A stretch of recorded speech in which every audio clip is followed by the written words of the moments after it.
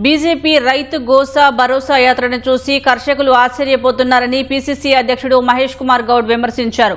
కామారెడ్డిలో నిర్వహించిన డీసీసీ కార్యవర్గ సమావేశంలో ఆయన పాల్గొన్నారు. ధాన్యం కొనలేమని, వరి వేస్తే ఉరి అన్నది బీజేపీ, బీఆర్ఎస్ కాదా అని ప్రశ్నించారు. ప్రతిపక్షాలు కుమ్మక్కై కల్లాల్లో రాజకీయం చేస్తున్నాయని దుయ్యబట్టారు. రైతు ధర్నా చేస్తా ఉన్నారు. ఇలా రైతులు ఆశ్చర్యం వ్యక్తం చేస్తా ఉన్నారు. పంట వేయకండి, వేస్తే మేము కొనే ప్రశ్న లేదన్నది బీజేపీ వారు కాదా? వారేస్తే ఊరి అన్నది టీఆర్ఎస్ నాయకులు కాదా?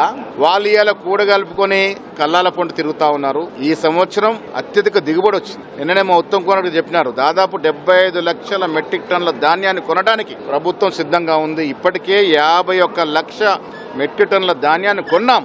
కేంద్ర ప్రభుత్వం ఇస్తున్న సహకారం 52 లక్షల మెట్రిక్ టన్నులకు మాత్రమే. అయినప్పటికీ దిగుబడి ఎక్కువ వచ్చింది కాబట్టి రాష్ట్ర ప్రభుత్వం రైతులకు ఇబ్బంది ఉండకుండా 75 లక్షల మెట్రిక్ టన్నుల ధాన్యాన్ని కొంటా ఉంది. ఇది రైతు పక్షపాతి ప్రభుత్వం. అన్ని చర్యలు తీసుకుంటా ఉంది. చిన్న చిత్కర సమస్యలుంటే కూడా సమస్య పోతాయి.